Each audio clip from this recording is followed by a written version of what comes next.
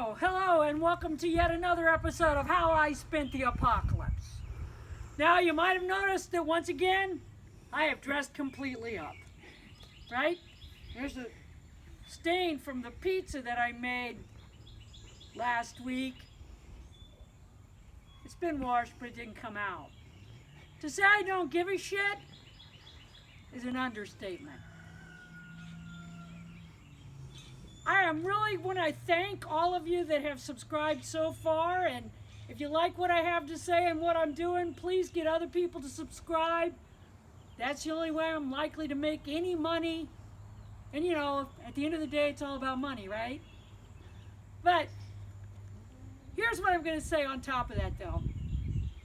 If you're offended by me, who I am, what I have to say, for God's sakes, don't watch this. Don't subscribe. I don't give a shit about that either. I am 60 years old. I am sick to death of dancing around people who you have to watch every word you say to. I am going to cuss like a sailor. It's who I am.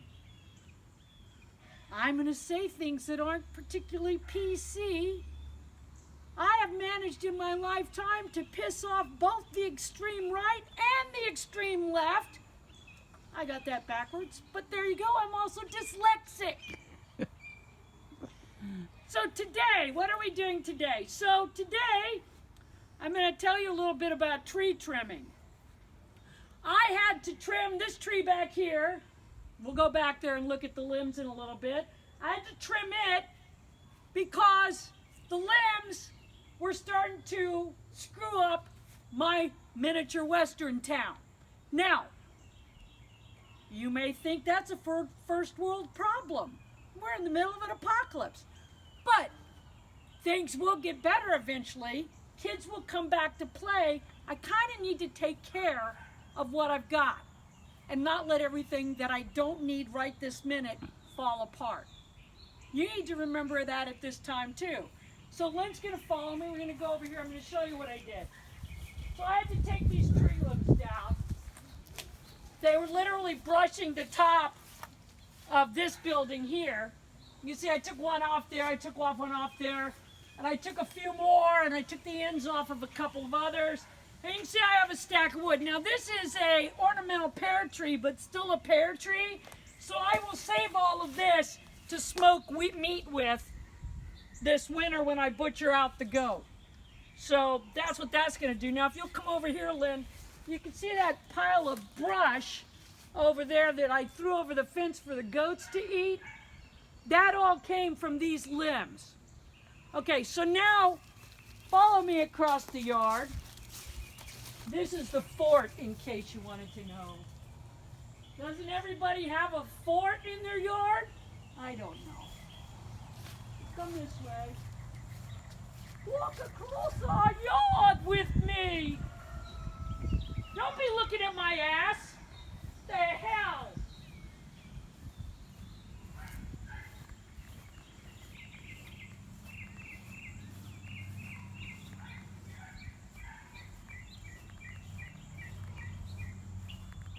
So, I have an electric pole saw that I bought. It was what they call reconditioned. A reconditioned tool means that somebody brought the tool back because it had some problem, some defect, usually in manufacturing. So they take it back to the manufacturer, they rework it, and then they sell it as reconditioned. So you can usually get reconditioned tools a lot cheaper. I paid about, 15 years ago I bought the pole saw, I paid $75 for it. Here's the thing. Any tool that you can afford, you should get. Because tools take a job that's difficult and make it doable or easier. Okay, so the first thing I want to tell you is when you're using a corded tool, do a loop around something so you don't have to worry about pulling it out. I have to get... Now, when I trimmed that one, which was considerably bigger limbs than I'm getting ready to trim, when I trimmed it, I didn't wear a hard hat. because I used the saw the way you're supposed to. But this time, not so much. So I have to put on a hard hat. This will be great television if the limb falls on my head, right? Okay, so you want to take your pole saw. This one is literally just a saw on a pole. Now, I gotta pull it out, it telescopes. I gotta pull it out as far as it'll go because, as I said, I'm trying to do something you're not really supposed to do with it. Needless to say, don't necessarily do this at home. Okay, so again, when you're plugging stuff in, anytime you're plugging in something that you're going to use, especially in the yard, what you want to do is you want to take the cord and loop it around each other and make a little knot so that it's less likely to pull out. Then that way when you're pulling on it, it won't pull apart and make a freaking mess. Okay, so why can't I do that? Because I'm old and blind as a freaking bat. That's why. All right. So this first limb, not a big deal. This is a pecan tree, so I will also save the bigger parts of this to smoke with. Fruit trees, nut trees, make good smoking wood. So this first one, see, that's the way you're supposed to use the saw, right? Oh, that's not bad at all.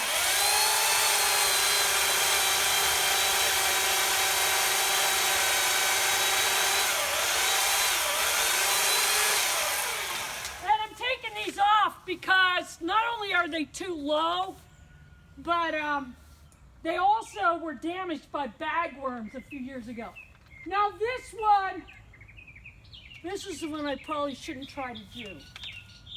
But I'm going to do it anyway. As you can see, it's really out of reach for the saw. So we'll see what happens, right? And you can see the need for the hard hat and the goggles.